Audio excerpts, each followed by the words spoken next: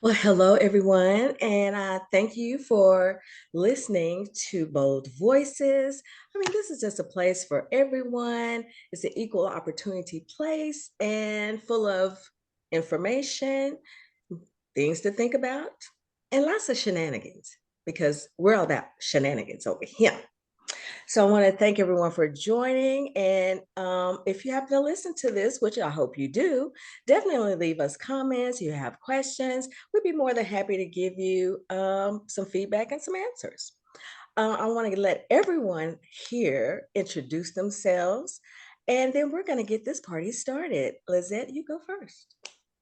Hello, thank you for having me, Rhonda. I appreciate it. I am in wonderful company. My name is Lissette. I am Posh is My Purpose on Instagram, New England Betty Boop on YouTube.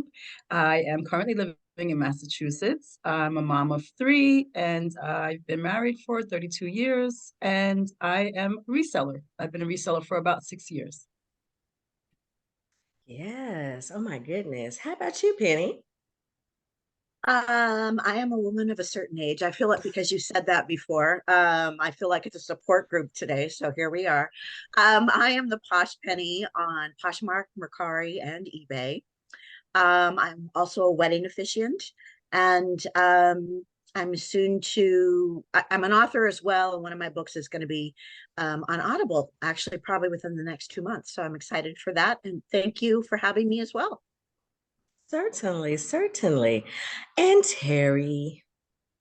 Hey, first of all, thank you for having me and all these beautiful people. It's great to be on with all of you. I'm Terrylynn Dupree, better known as Evolving Always on most platforms. I am a podcaster as well. Of course, I am on Poshmark, eBay, and Mercari. I also have author and just do this, that, and the other. How about that? Serial entrepreneur. There's nothing wrong with that. Nothing at all. Hey, Marisa. Or maybe she can't talk yet. Okay, we'll come back to Marisa. But Allie, go ahead and introduce yourself. Hi, everyone. Thank you so much for the invitation. I'm really excited to be here. So my name is Ale Cortina. I am a Latina, Mexican, Cuban living in Miami. I am a midlife confidence coach. I consider myself a midlife disruptor. My passion is to teach women how to fight the stereotypes, ageism, and all the norms that society and the world has put on us. We no longer, after 40 is no longer downhill. We're no longer in cruise control. We're here to live our best lives. And that's my passion. That's what I love. Empowering women of a certain age. Yes, a certain age. Hey, Marisa, thanks for joining us. Just like I couldn't figure out my life. That's okay. I mean, we're all still doing that, I think. But go ahead and introduce yourself, and after that, we're going to jump into it. Me? Yes. Oh, okay. Did everyone already introduce themselves? Okay. So my name is Marisa. I know just about everybody here. I am a reseller. I am a mom of five, single mom of five. I am a cancer survivor. I'm actually going through treatment again because I'm not in remission anymore, but I'm still a survivor. And I think that's it. I have an amazing story to tell. I like to share how I've overcome so many different things between, a toxic relationship, a divorce, depression, attempting to take my own life. So yeah, and I love all of you. Oh, I love you too, Marisa. And definitely I'm sending, oh, maybe that'll help. Can y'all still hear me? Yes. Okay. Yes. My mic wasn't plugged in all the way. But definitely sending, prayers your way, loves and hugs and kisses. But I want to go ahead and jump into. Thank you. You're welcome. I want to just go ahead and jump into age, I guess. I mentioned that, of course, I just turned 63 last month with my birthday twin, Penny. who's a year ahead of me. But I guess we just really never know where life is going to take us. And so just really quick, I came into the reselling world at 59, which is kind of when everything, my whole world was tossed upside down. I had weight loss surgery. I lost my relationship. My marriage ended. Just everything. Moving in with friends for a little over a year, until I got in my own spot. And it's just so much. And one simple word from a friend about, why don't you put all those clothes on Poshmark? Now here it is, like maybe it'll be 4 years next month. And from just being there doing the clothes, being on Poshmark has opened so many other doors for me. And it just motivated me to just keep going and trying new things and keep going and trying new things, because I felt like at some point I got the feeling that this is my second act. And so I always try to just encourage women of a certain age that's all that is. It's just numbers. I mean, it does not have to control your every being of how you do things, because just as an example, my daughter said to me one time, well, when are you going to start being a regular grandmother? I was like, well, what does that look like? Mm-hmm. I mean, should I be rocking, knitting? What should I be doing? And she was like, well, you're just not like that. I said, well, I mean, as a person, I don't think that, just what they want to say normal, because I don't even know do we even know what that means? Normal is boring No. anyway. Yeah, It's boring. Yes. exactly. And I'm just like, I'm just not that person. But I always try to encourage other people to just get out of their own way. And Allie, I know that you can speak on this. Yeah. Rhonda, I love your story. And a lot of times it takes for us to, hit a wall or hit rock bottom or not know what path we're going to take to find the courage within us to say, no, I'm gonna, I'm at a certain age. I have all the mistakes that I've lived. I have all of my life lessons, everything that I've learned. And that wisdom is power. You now make your own rules. You say how you are going to live your life. And a lot of people underestimate that. Mm-hmm. When we're born, we're born with these expectations, right? These milestones, as they call it. You go to the doctor when you're a little baby and you have milestones. Mm-hmm. You're a teenager, you have milestones. You go to college, you graduate, you build a relationship, you have your kids, you buy your own house. I mean, our lives are pretty much painted for us. But then what happens when we hit 40? We no longer have a milestone. We no longer have an expectation, That's why they say 40 is now it's downhill from there. Now, you're on cruise control. No more. That's when the confusion comes in. That's when the crisis, as they call it, comes in. So, it takes sometimes, boom, a wall, rock bottom to say, no, not me. Mm-hmm. Yeah. That's exactly how I came into this next chapter of my life, of just not caring about what other people think of me, what other people expect of me. That's none of my business. I stay in my lane and I just don't care. I guess that sums it up. Yeah. I just don't care. I mean, I think that's exactly how I think when I turned 50, I got to the point where I just didn't care. It just stopped. Each year pushed me closer and closer to the, like, so what? That's not my business. Can you imagine at us at 20 years old, 30 years old, not caring what anybody else thought of us? I think at 20, I didn't care. Imagine? I think at 20, I didn't care what anybody thought. I cared a lot. I did not care. I cared what my parents thought. maybe, my grandmom or something like that. But I really did not care because at 21, well, I had my daughter at 21. I mean, after that, it was just like, whatever. I did not care. And then when I got into my 30s, I think I started, kind of, okay, well, I got to kind of care. I was doing nails by that time. So of course, I cared, about my business or my work. And so I think I cared up until I hit 50. And then I was back at the I don't care stage. You know, Rhonda, too, when I hit 52, I called it the F at 50 years. And I owned it. It's like, I really do not care what you think. This is what I'm doing. And Exactly. it was so liberating. It's so powerful, a powerful feeling. I think it is. I think it really gives, it's just, I don't know, it's just a different feeling. I think that we go through our, like you say, the milestones, you're expected to do this. You expect your parents or whomever expect you to go to school and graduate. Walk across that stage is the goal. They expect you to go to college, and, they expect you're not going to college, you expect you to get a job. You just have all these expectations that are piled on us.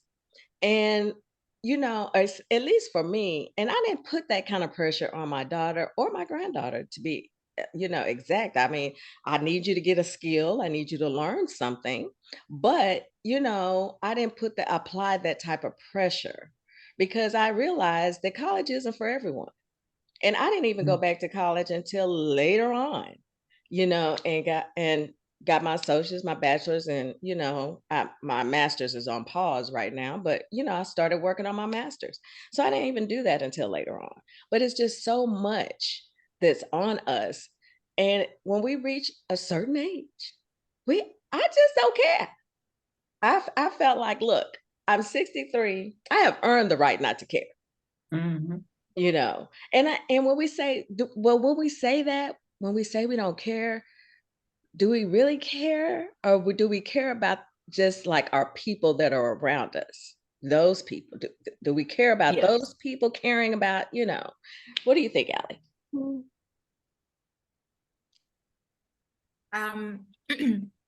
Yeah, there's it's a huge comparison and a huge difference, because women can not care what people think in the street or what you're wearing. You say, I'm going to wear whatever I want in the street with strangers, but in your career, at your job, do you really think do you really care about what they think? Your boss, are you still trying to move up? Your family, your husband, your children, your grandkids, do you still care about what they think?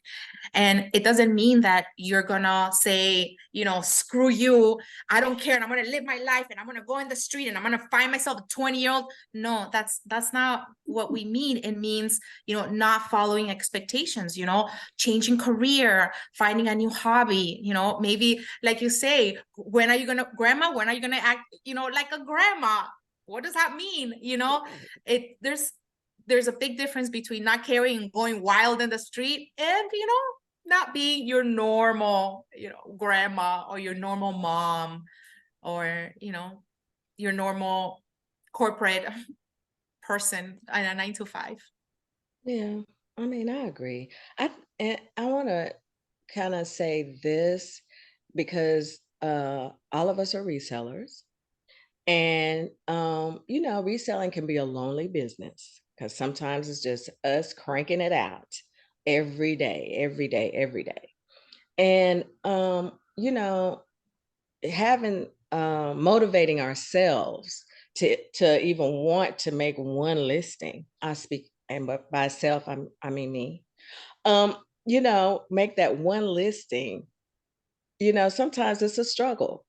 And I struggle sometimes with, oh my gosh, I I I I just don't feel like doing this today, you know. But I end up doing it and pushing myself to do it.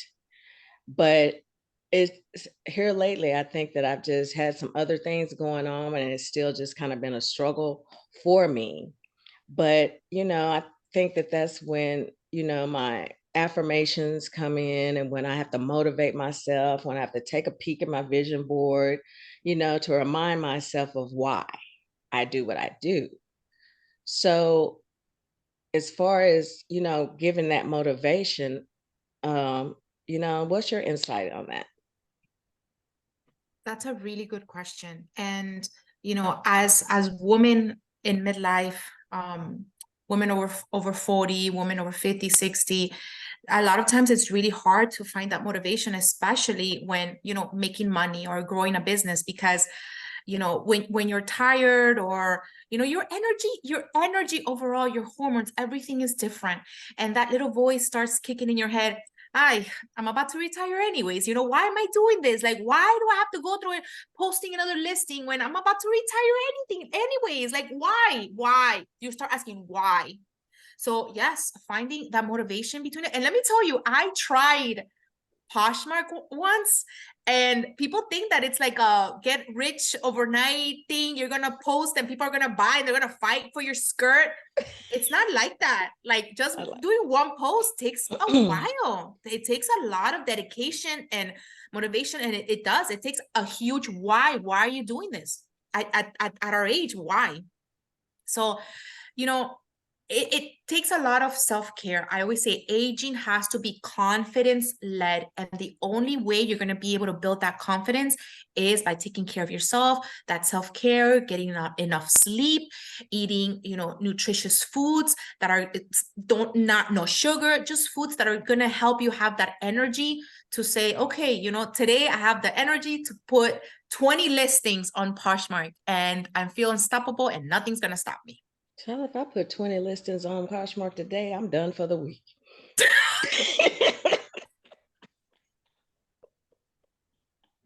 That's exhausting. Yeah, I mean, it just is. But I think it's good to have to remind ourselves of our why. Why, and sometimes I even ask myself, whose bright idea was this? Because I just, some days you just like that, like, whose bright idea was this for me to even start? But I'm always grateful. I'm grateful for every sale. I'm grateful for every happy customer. I'm grateful for the friendships that I've gotten, that I've developed. But sometimes it's a struggle. And, even as much as I tell my, coach my own clients, that doesn't mean that I don't struggle, because I do. I really do. And I just have to, pick myself up some days and be like, oh, you just gotta. I don't know how the rest of you, I think, oh, sorry, go ahead. No, go ahead. I was just going to say, I would love to hear from the rest of you about that. I think that's a big misconception, that when you're healed and you're, in a good space in your life, sometimes people don't understand what it took for you to get there. Because I know for me, it took a lot for me to get there. And I'm not completely done. I don't think we're ever completely done. We just know how to manage it. We have tools. We know how to take care of ourselves. We know how to take a break. We know how to love on ourselves, because if we don't do that, we can't love on anybody else. I think that people often think that it's done and you're done and you don't have to do anymore. And also that you don't get depressed anymore, or you don't, struggle with motivation, or you don't struggle with self-care, because you do, but you know how to snap out of it and get back on track where you need to be. I always say that if I had come out of remission, so the first time I had cancer, I was in a horrible marriage. I didn't really have the best sense of self-worth. That really, it really struggled when I came back home from treatment. It was, my entire world was turned upside down. And that's when I really started to struggle. Now, oh my gosh, I can see the difference. And, I obviously don't want to be out of remission, but I am handling it so much better. and I have people around me who truly care, and I don't have to worry about what's going on at home. I can, get my treatment and come out of it like, this is just another bump in the road and I can handle it, And I think that comes with a lot of work. Mm-hmm. I absolutely agree with you. It does come with a lot of work. And I don't think, I mean, we're always, and sometimes we always want to be a work in progress. We don't ever want to not progress. We don't want to ever stop moving forward. I think we always want to continue to learn, continue to grow, and whatever that means to each individual. I just don't see myself not doing.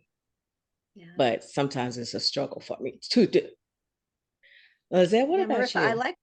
I'm sorry. Oh, I'm sorry, Penny. Go ahead. I was going to say, Marisa, I like what you said about, it's not that we don't get depressed. It's not that we don't feel overwhelmed. It's not that we don't, experience all those things, but over the years and through growth, we have developed some tools that it's like, and it may be different for everybody else, that will help us, get out of a certain place for a certain amount of time that we need to. And then we go and re-examine, okay, what brought this on?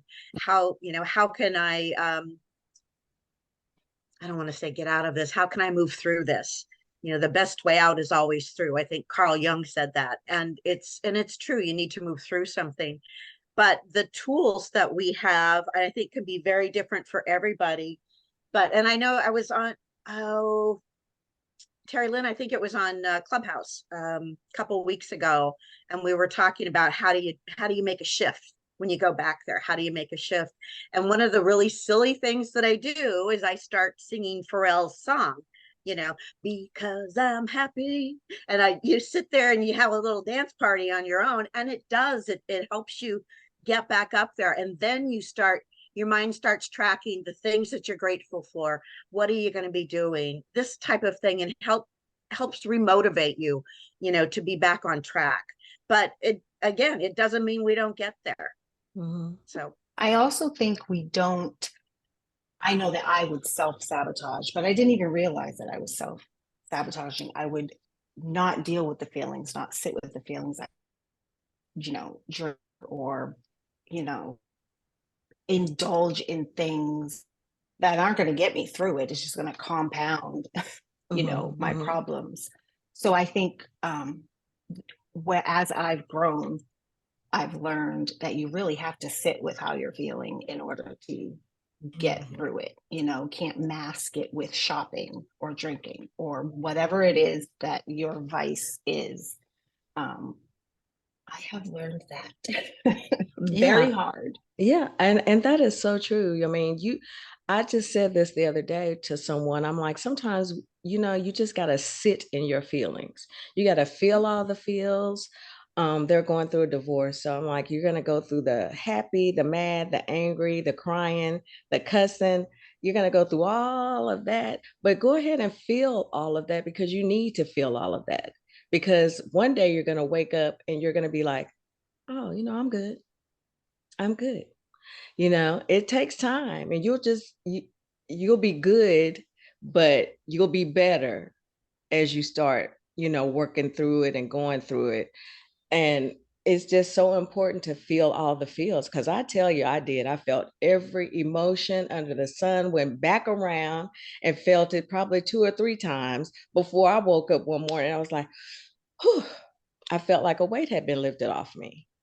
And that's why I think that I love Beyonce. Well, I love Beyonce anyway, but, her quote that I'm gonna keep running because a winner don't quit on themselves. That is my all-time favorite thing that she says, because that is so true. You just keep moving and keep pushing, because, deep inside, we know we're winners, and there's just no room for quitting. Quitting is just not an option, even though we may want to feel that way. But I always go back to that. And it just says, okay, it's time to be Beyonce. Put on a little Beyonce music, and here I go. All I need is a fan. Oh, well, never mind. I don't need a fan, but you know, but you know, that's just kind of, you know, I think it's those things. And Allie, you can comment on this because I just think it's those things that keep us going. We have to find something, you know, that whether it's an affirmation, whether it's, you know, something that that just ignites that flame in us. Yeah, yeah, and I love what Marisa was saying. You do, and you too, Rhonda. You do have to feel everything. The body would tell you. You know, a lot of times you feel, and I've had a lot of clients tell me, you know, I feel like I'm taking one step forward and 2 steps backwards, and then 1 step forward and 2 steps backwards, and I'm like, okay, let's take those 2 steps backwards. What's there? What's there that your body's telling you that you need to stay there for a moment and discover it, and, you know, bring it out and feel it. And it's that there's still healing that needs to get done before you're able to move forward. So it's so important, yes, to feel everything and to heal and then move forward. But yeah, you know, affirmations are really good, and I love journaling prompts, and gratitude. To me, gratitude is one of the most important things because it helps you shift your perspective. A lot of times you're so stuck in the past and all the mistakes you did, and, you know, all the things that you could have done and that you didn't do, and, you know, your thoughts are so profound, and you're like, oh man, I should have been here at this age and I'm not. So just practicing gratitude and just being thankful. You know what? Maybe it was God that took me out of that place. Maybe it was God that didn't want me to do that and wanted me to do this other thing instead. And thank you for everything, for all my life experiences. So practicing gratitude, journaling, letting everything out, and using those affirmations are extremely important. And not just finding any affirmation that you find online. I find that, you know, really recognizing what you're struggling with that day, whether it's, you know, maybe like a negative thought about yourself, about your appearance, about, you know, your professional life, your family, something that you're struggling with, and then, you know, turning it around and writing a positive statement. That is what's going to help you for the day. Identifying what you're struggling with, turning it around and make it into a positive statement, and oof, you'll be unstoppable. Yeah, I love that. I also love how you said being grateful for your past experiences. I always tell people I'm thankful for the struggles I had as a teenager. I'm thankful for my divorce. That sounds horrible, but I'm thankful. Yeah, for more reason than one.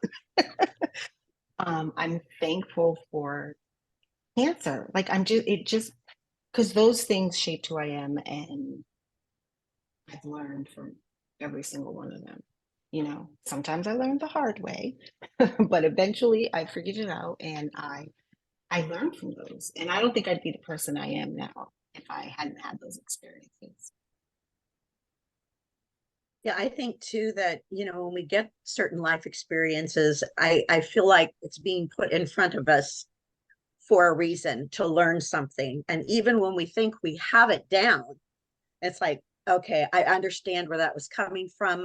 You know, it gave me a deeper understanding of me, and I'm going to approach this differently. I swear to God, we get pop quizzes just to make sure that we know what we're doing, you know. And it's like, okay, here's a pop quiz. How am I going to handle this? You know, and yeah, I think that's the universe or God, or however you want to say that. I think we're here for a reason and for personal growth. And I think those things are put in front of us for that reason. Well, I have to agree. I agree with that, Penny. I think that, yeah, pop quiz. I like the way that you said that, pop quiz, because sometimes you feel like that. I absolutely think that's a great way to look at it, because sometimes you wonder, you're like, okay, so, and you know, we're never supposed to ask what next. What's next? What's going to happen next? So I try to avoid that altogether. you know. But, you know, sometimes you can't help but go there and be like, okay, like what? What's going on? What's happening? What's, you know, but I try to come from a place of gratitude and take things as teachable moments. Mhm. Because I think that sometimes we forget again that we're still a work in progress. We're still able to be teachable. We're still able to, you know, not only teach others, but, you know, learn things ourselves and about ourselves. I don't think we ever really stop learning about ourselves as, you know, we go through life. And as women of a certain age, you know, I want to make sure I say certain age. You know, I just think that we still learn things about ourselves, sometimes on a daily basis, because that's just, you know, what life rolls out to us, and we're like, oh yeah, well, here that is, you know, and deal with it, or, you know, maybe not deal with it. I don't know. I guess it just depends on the situation. But Terry and Lissette, y'all have been so quiet. Oh, I just want to say, but let Absorbing. first, And because I then now didn't both of y'all want to talk at the same time. right. Yeah, Lissette. So I'm just absorbing everything because you know, we stop learning when we're no longer here. But I will say, as a woman of 53, when I became 50, like Rhonda said, actually in my teens and my 20s, I really didn't care what anybody thought. I was just doing me. I really didn't care.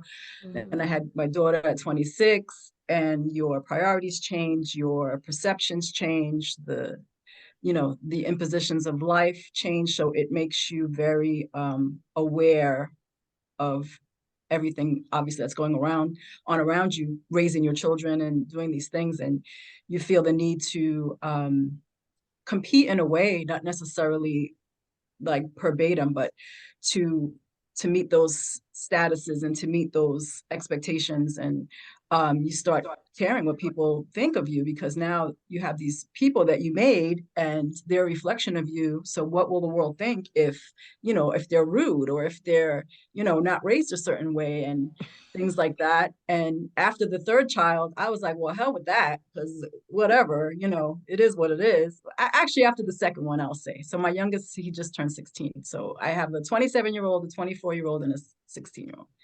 And as I turned 50, those F's were not given anymore. So you know, I just live my life. I know I'm a good person. I know that my husband and I raised 3 amazing children, and you know, just to be good people. The same that Rhonda said, like, I didn't put these pressures on my children to be a certain thing, to stay up until 2 a.m. to study. And, you know, I instilled in them faith. I instilled in them, you know, all the qualities that you want your children to have, that you have. But for them to figure out for themselves what they wanted to be, what they wanted to do, and take it from there, encourage them and support them every way that I could, and allow them to make the mistakes that they're going to make. I was a teenager. I knew what it was like to get mixed up with the wrong crowd, or do the wrong things, and, you know, have people judge you and not accept you. And I didn't want to be that for them, right? So I wanted to just you know, give them the okay that if you make mistakes, I'm here, you know, and that's all we can do. And not caring what people think is definitely, you guys all know, we all know how we are with each other, like absolute respect and admiration. And it's not that we don't care, it's that I'm going to step forward whatever way I feel. I know that I'm confident in who I am. So it's what anybody else thinks of me doesn't matter, because I know I'm putting my best self forth, even if I'm being silly that day or whatever. You know, if Rhonda and Terry have something to tell me that I'm not doing right, I want them to be able to tell me that. It's not that I don't care what they think. Of course I do. But at the same time, if I want to, you know, dance in the rain and post it, or something, you know, silly, I'm going to do whatever I want. Like, you know, I'm going to tell you a quick story that's hilarious. So I was with my kids, and we just installed a ring bell, right? So we were acting silly outside and we came in, I rang the bell and, Andrew listens to the thing. He has it hooked up. And Aiden was like, Mom, you have to be quiet. You have to be quiet. And I was like, I'm 53. I don't give a F. I'll act the way I want to act. It was like the middle of the night. And it's just those little silly things that you realize, you just have to, don't take yourself so serious. Mhm. I'm sure all of us have faced struggles in our lives that maybe would kind of take most people down. Like I know for myself, I know Rhonda, I know Terry very well that, obviously Marisa has gone through those things, but we know that we will come out triumphant, right? Like that whatever we go through is, like Penny said, to make us stronger, to make us better. It's all part of our path. It's what it was predestined for us. So we can never, like, I never feel regretful or bad of any choices that I've ever made. It's just part of who I was. Have I always done the right thing? Absolutely not. And I would never pretend to. I've made bad choices in my life, but those choices led me to where I am. So, we just have to be the best we can. And for me, not dealing with things and working a lot and doing a lot to kind of cover my past was my MO for a very long time, because that was my coping mechanism. That was my survival mode. I was in survival mode for many, many years. But helping people, I realized, and just being there for people and with my quotes and with my workouts and things like that, helped me to get through those traumas that I dealt with. So helping people, it's a selfish thing, but it all comes with love. And I know that what it feels like to not have people to turn to. So I always want to be that person for someone. And that's what kind of gets me through. And you do a fantastic job of doing that. I mean, I applaud you on every level, because you do put yourself out there. You show up daily, and you're just like a little ray of sunshine right when we need it. And I love I that. I do. I appreciate absolutely love, the message that you bring. I And appreciate it. and Marisa is like a quiet storm. Mm. She comes through, and you might not see her post for, let's just, I'm just pulling a rabbit out of my hat, like 3-4 days. But then all of a sudden she'll make a post and you'll be like, dang, okay. I mean, it's Thank you, just it's Rhonda. just a subtle thing that she puts it out there, and you're like, oh, okay. I see. And it's the impact, right? It's not that we Yeah. have to, like, obviously for social media, we want to post daily to keep the algorithm, blah, blah, blah, blah. But for the human interaction and the connection, to like really put ourselves out there and to show what we're going through, it's okay if we don't post for a couple of days, and then Mhm. like she does and makes that post that it's heartfelt and where it's coming from, and that it's from a place of love and experience and good intention, and whether it affects one person or 50 people, it doesn't matter. All it needs to Mm-mm. affect is one person.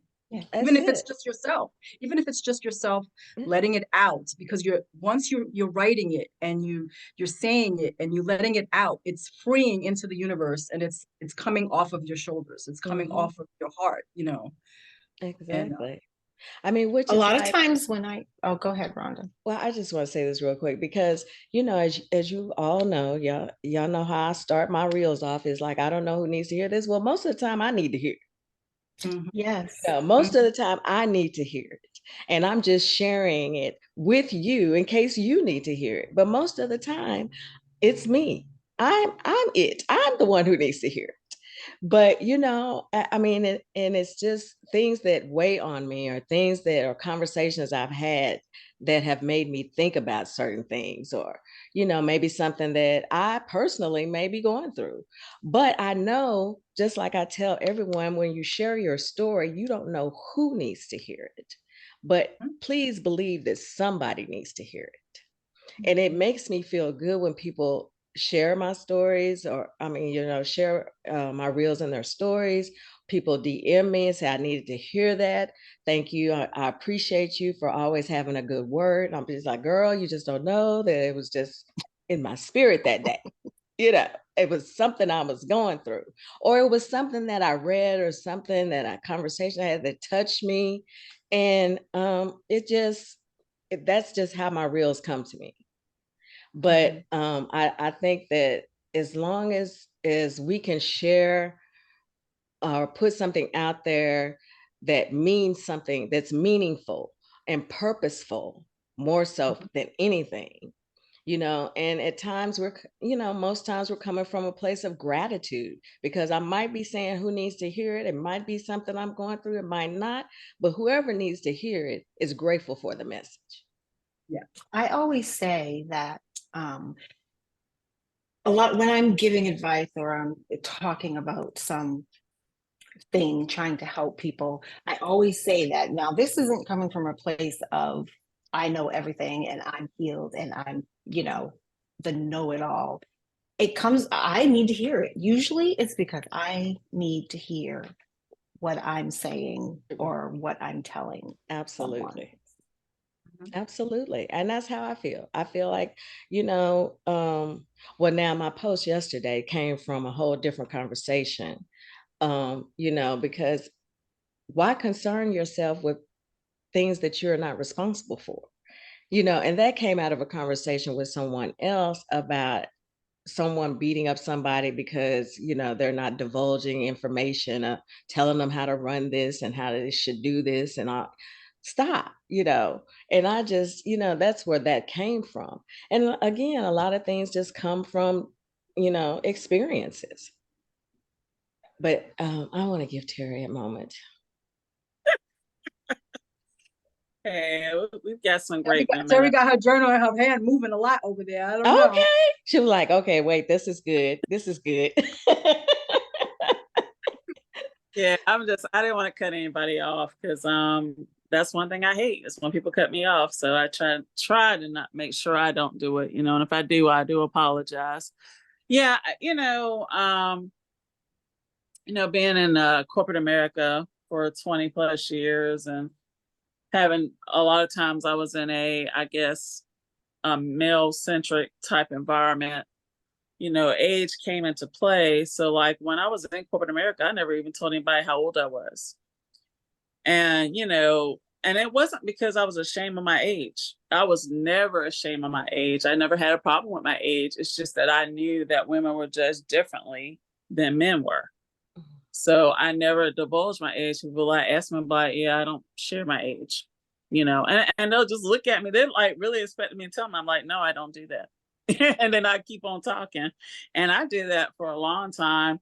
To a certain extent, one of my friends was like, yeah, Terrylynn, I just feel like I don't know your age. So when I left corporate America, I actually told her, I said, yeah, I just don't do that. I said, because, women have to live by different rules when they're in corporate America, which is one of the reasons I ended up having to get out, because I'm one of those, women, I always think about Steve Harvey's title of his book, Think Like a Man, but, act like a lady. That's me all the way.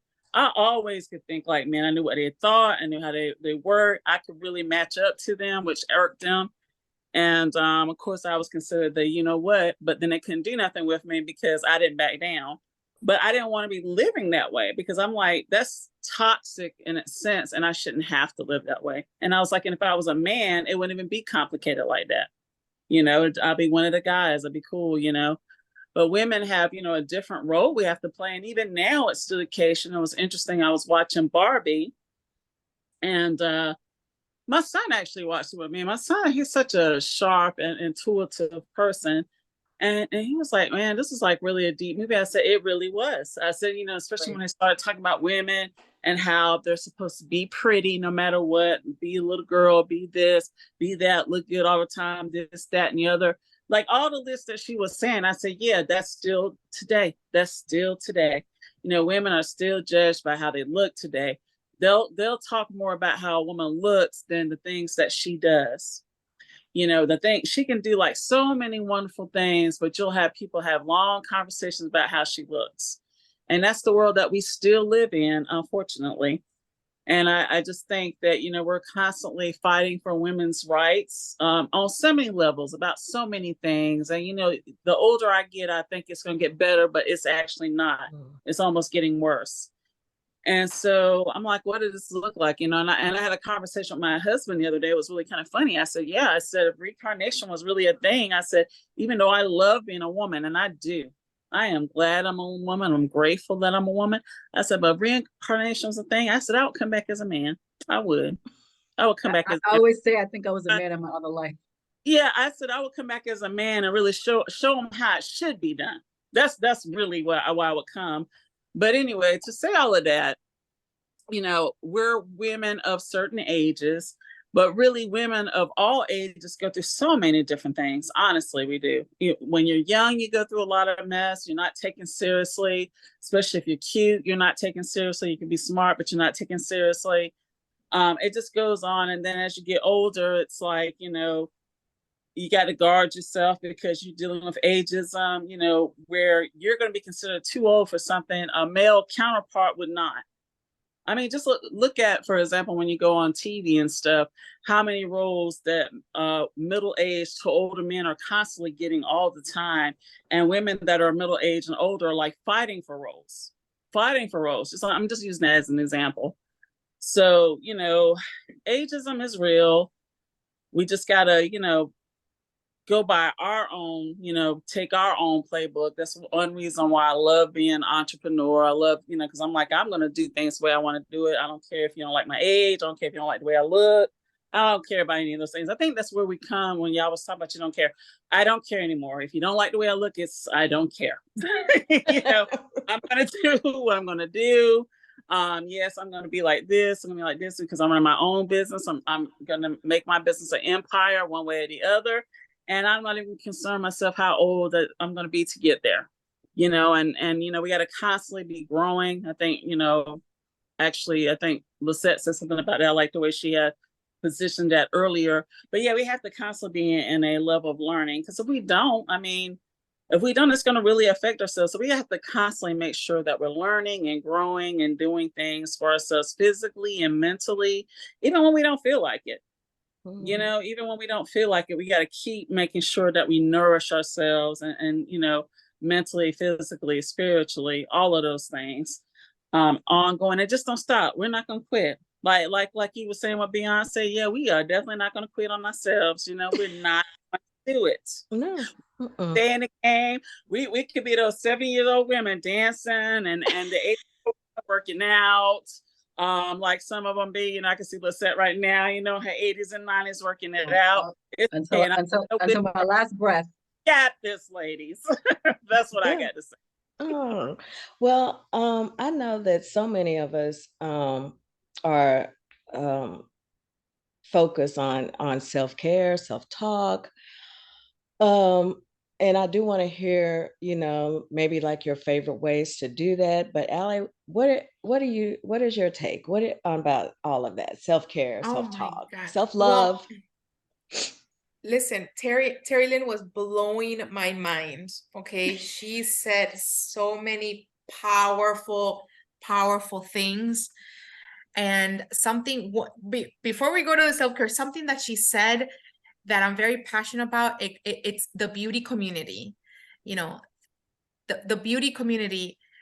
You go to Ulta, you go to Sephora, you go to any Macy's beauty counter, and it's all targeted towards the young, the flawless skin. And even if I go and look for something for, the lines and stuff, not because I want to look younger, but I want to look like myself, but better, everything is anti-aging, anti-wrinkle, look 20 years younger, look 10 years younger. This word anti is it's ingraining in people's head that aging is bad. Even the beauty community, and it's insane. And the whole thing with the acting stuff and the parts, that's one of my hobbies. That's how I make a little extra cash. I do commercials, I do, parts for little TV episodes and stuff. And you'll be surprised men who are like the George Clooney's, the rugged, wrinkled men with the salt and pepper hair, they're blowing up. And me, I'm like, hello, I'm here. You know, it's so insane. Yes, Yep. they are. They are. They are. So, but that's like that's for another episode, another telenovela nights, you know? Right. But okay, the self-care. You know what my favorite self-care is? A good nap. A lot of times, let me tell you something. In the past, you know, we go through our hormones, we go through our ups and downs and stuff, and I'll be tired, and I will start really questioning myself. Oh my gosh, why am I tired? Do I really want this? You know, I'm supposed to be doing this. I'm supposed to be setting up for my course. Is this something that is really for me?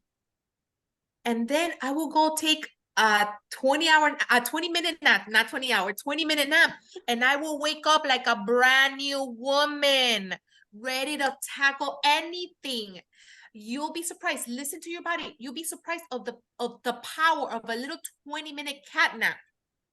It does wonders. So just listen to your body. If you need to get away, go for a walk, you know, have time for yourself, think, put on your favorite music, your favorite Beyonce song, your favorite, what was Penny's, the Pharrell favorite song, and just getting in the mood. It's like magic. You know, I'm just going to touch on this, what you said about naps. Now, I used to love taking naps. I used to take a nap every day. But, you know, once I got started, I think in reselling and doing other things and going down other avenues, I mean, the nap just kind of went out the door. But let me just say that I thought about a nap like the other day. I was like, oh my God, maybe I should take a nap. But of course I didn't, because I realized I needed to do some work. Do you feel guilty about wanting to take a nap? No, I didn't feel guilty about it. I just didn't get to it because I realized that I needed to do something. And I was like, oh my God. But when you said that, y'all, think back to like in our 20s or whatever, we were going out, you know, we plan a whole thing. We're hanging out with our friends. Oh, girl, I'm going to go home. I'm taking a nap. I'm going to nap for about an hour and a half. And you get up and you're like ready to go. You got the music. Well, cranked me. I'm saying, when I say y'all, I mean me. Have the music crank, you know, you fix your little cocktail, you're putting your makeup on, getting your clothes together and all that. And, you know, you're just out the door. And you're for the next hours, you know, up until 2 in the morning when the club closed, and then you get home like maybe 4, like me, because you go to IHOP after the club. And you know, you just, I mean, we had, and to do it all over again, doing it, get up, go to work the next morning, like no big deal. Like I'm running on like 2 or 3 hours of sleep to go to work. And, you know, and I did that up and well into my 30s, probably my 40s, well into that. And that's how, but now I'm in my 60s and I think I need a nap. Oh my God, but I just need to really do this. I need to get these clothes. I need to ship out these packages. I need to make sure that I've done this and make sure I've done things around my house, make sure. And, you know, I just never make time. But you know what? I think I'm going to start making time for a nap, because I think about those years ago where a nap just was like, it revived you. Yes. I love it just a good makes nap. you feel totally different. Yeah. I need a nap today. Every day. Give yourself permission. Lord knows I'm a night owl. I'm up really late. Sometimes And you know me. early. I know. 2 or 3 in I'm the up morning. late too. I called what? Not anymore lately. Are we all gonna go take a nap after this? But but for real, a 20-minute, 30-minute nap just rejuvenates you, and you definitely have to listen to your body, especially if you're working a lot, if you're working out. I'm going through premenopause and I'm tired. Like I take vitamins and stuff, but I'm freaking tired. And so I'll take a nap and get sun, because sun will Baby, that's a journey that you're on. You has my sympathies. Yeah, mine too. I don't miss it. Let me just say, I do not miss that phase of my life. Not fun. It's not The fun. process. I'm grateful for this time. Yeah. I'm grateful. I mean, Oh. it is something to be grateful for. The process, but it's, you're grateful. You're grateful. I mean, and just what Ali said, like you have to, I don't always speak it for myself again, but eat the right foods, just take the time that you need. I'm gonna be honest, there's times that I'll just cry. I'll just cry for freaking 20 minutes and I'm an ugly crier. But it's just something about it, it just releases all that crap and all that feeling. And I go for a drive and just let out a really good scream. Like before I'm getting ready to do something that I really don't want to do, I just let out a really good scream and just keep it moving. And and it's okay. And if your life is not going the way you planned, it's okay. Like nobody's perfect. Nothing is perfect. I've been married for 27 years. It's not perfect. And anybody who's been married for any length of time who says it's perfect is lying, because we go through things, constantly changing, especially if there's an age gap. There's like 8 years between my husband and I. He's a great man. He's a great provider, great father. But sometimes we're just on different paths because, he likes being home and quiet, and I like being out doing things. And, we feel like, we're like two ships in the night, but it's okay. You go through that and you just get back and you find yourselves again, or whatever the case is. If your kids are going through stuff in their lives and they're not, not wanting to be bothered with you, that's going to pass too. There was a time that my daughter did not want to talk to me, from the age of 12 to like 16. Like we just did not have a good relationship. And now she's my best friend. She's 24 and she tells me, Mom, I'm grateful for the way that you were with me, and I'm sorry for because they have to find themselves, and it's going to be okay. Whatever you're going through in your life, just we never are going to have it figured out. And just when you think you have it figured out, a whole bunch of curveballs are going to happen. Life's going to happen. Just like Penny said, the universe, God, whatever you believe in, is guiding us, and our ends are already predetermined. We just have to choose what way we go. I want to comment on a couple of things that Lissette was saying. One of the things I really love that she said and love that she shared, I think it's beautiful, because it deals with mental health, and I think that's so important that sometimes you do have to cry. I'll have moments I just feel like crying, or like she said, you feel like you have to scream. And I think it's important to not let those things stay in.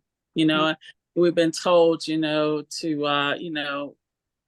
put your chin up, don't cry, don't do this, don't show that emotion, and that's not the way to go. We need to show our emotion, respectfully, obviously, but at the same time we need to show it.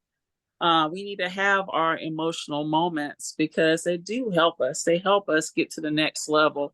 And sometimes there's a lot of clarity once we have them, whether it's during a crying moment or, maybe a yelling moment. We have, the senses of clarity. One of the things I wanted to talk about being when we talk about the 20 minutes, and I am in menopause, but I want to be grateful because, to be honest with you, I don't have hot flashes, and I'm thankful for that. I know a lot of people are suffering for that. But I guess my main concern is I worry about, my body, because basically when you go through menopause, obviously your body starts tearing down to a certain extent. So that's kind of like my focus, is making sure that I'm eating very healthy. I know Ali said something about that earlier, and I know definitely Lissette is definitely in a very healthy eating program. So I just try to make sure that I'm taking a lot of healthy things in my body, definitely taking supplements. And I have decided to do something different. I used to work out really hard, and I had an injury. And I could say probably the injury stopped me from working out as hard as I was. But of course, the injury had nothing to do with even me working out, ironically. But I say all this to say that I have been going to the gym now and doing like 20-minute workouts. And they have been so effective. And I think one of the reasons they've been effective is because I'm like, okay, well, I'm only going to be in here for 20. I always say 20 or 30 minutes realistically. But lately, I've literally been just doing 20-minute workouts. And during those 20-minute workouts, I do so many things in that 20-minute time period. And I realize it's because in my mind, I'm only giving myself a certain amount of time. So I'm just going to pack in what I can. And I'm not talking about I'm like rushing on stuff. I'm like really doing the proper sets, getting the proper form in and everything. And my body is really responding to that. So sometimes doing less is best, ironically, for a lot of things. I just thought I would mention that. And thanks so much for this platform today, Rhonda. Sure, sure. Well, Yeah. I just want to touch on what you said because it's been years ago since I've even been in a gym. But I tell you, one of the things that I really liked, I think the name of it was Curves, and they had circuit training, a circuit workout. I absolutely loved it. I mean, 30 minutes circuit train and circuit workout, and I'm out. And I did that for like, I think I did that like 4 or 5 times a week. And I really, I mean, that was something that was really good. I could tell that, my body was changing, I was, eating healthier, I was dropping the weight. And, now I was like, I miss circuit workouts because that was something that I really began to enjoy. And I think that for, at this stage in my life, I think that that would be something good for me to do. Now, I don't know about the whole, what do you call that thing? That treadmill thing, because the way my knees are set up. But, I have a gym here at where I live, downstairs. Now, I don't even know what it looks like, but I see That's it as I'm passing by sometimes. But but again, it's something that I want to do, but I don't even know where to begin on that, and at the treadmill, I want to do it, but I'm just the pain and suffering that comes after that for my knees is just not worth it for me. But I did love that whole 20-30 minute workout. I thought it just made me feel refreshed. Yeah, but before we wrap, it just sets off all those everything, all those what do is they it, call it? endorphins? Endorphins. Yeah. And it just, it makes you want to, you feel better, so it makes you want to eat better because so it's like just a lineup of things, and when you start doing it and you get in the zone, and I go through periods, as Terry was saying, and I think the 20-minute workouts are amazing, but I go through periods of, I used to do 2-hour workouts, but very intense workouts. And I was probably feeling the best I've ever felt in my life. That was probably like 7 years ago. And I'm almost there to go back to that again. Cause I want to shed like another 30 pounds because as we know, after we hit 40, those freaking 10 pounds is rough, man. They're rough to come off. But I know what I have to do to get there. But those 20-30 minute, even if you do a 10-minute walk, a 10-minute workout, anything, it just gets all of that going, and you just want to keep doing it. And Rhonda, the only way you're going to start is to just start. Just go. Even if you go in there for I've 5 just minutes. never been a fan of working out, ever. But just find something that you like. You'd be surprised. Even if you Google, or I'm going to send you some workouts. There's so many different kinds of workouts that really, you don't even feel like you're working out. Even if you're dancing or you're whatever, there's so many ways to be healthy. And, the only thing we could do is do it. That's it. Yeah, this is true. Well, before we wrap up, I just kind of want to just get you guys to share maybe 1 or 2 things that you actually just your go-to self-care, when you're just having some me time. Penny, what is yours besides for real? Can you hear me? Yeah. Okay, weird. I think my go-to thing is taking either a cup of coffee in the morning or a cocktail in the afternoon and going outside and sitting and just being and being refreshed. And another quick thing that I will do is if I've been working my what off, all of a sudden I'll say, you know what, I give myself permission to take the day off. And I'll do whatever. If I want to sit and flip channels, if I want to go thrifting, even though that's part of what I work, but I really enjoy it. It's the enjoyable part, I'll do that. So it's giving yourself permission and then just taking a break, literally just taking a break. And those things, they help me tremendously. All right. What about you, Marisa? I love a good podcast. I I turn it on and I completely zone out. It's actually something that I like.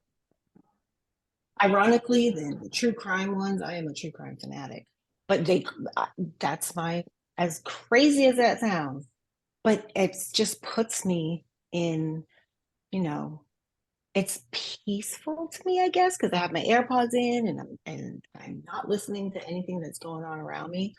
I also love good TED Talk, so I do, listen to those too. And another thing I do, which I truly believe has really been beneficial to me, sun. When I moved to South Carolina, my seasonal depression it's gone.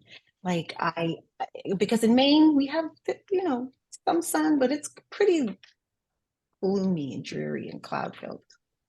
But sun, I just go outside and sit in the sun for a few minutes, or I go down to the pool and I just sit, and I am like a completely different person. Mhm. So I think being outside in touching the grass and feeling the sun and all those things, that's another one. That sounds great. And Lissette, I know exercise is part of yours, but what else? Actually, I love just getting in my car and just driving. I blast the music, and I might pull over somewhere, like we have Mount Tom here, and what Marisa was saying, just being outdoors, and I'll drive my car to the top of the mountain and just get out and just just breathe in the air, and it just feels amazing. And I take pictures. Taking pictures is what I've done since I was a little girl. It just really calms me, and yeah. But other than working out, because working out would probably be my number one go-to. But Right. And yeah. Terry? Yeah, and like I said, I do love going to the gym. That is definitely a relaxing moment. But I also sometimes just like going to Starbucks and having my coffee. I do. And I'm here for that. Yeah, so go to the gym or go to Starbucks. Those two are like fun activities for me. But I live outside too. So I now live in North Carolina. So it's a good area. Well, once summer passes, because I'm not about summer. I told y'all what I thought about summer. Y'all know. Yes, we remember. Well, I mean, for me, I think that here lately, my granddaughter bought me like about 4 Colleen Hoover books.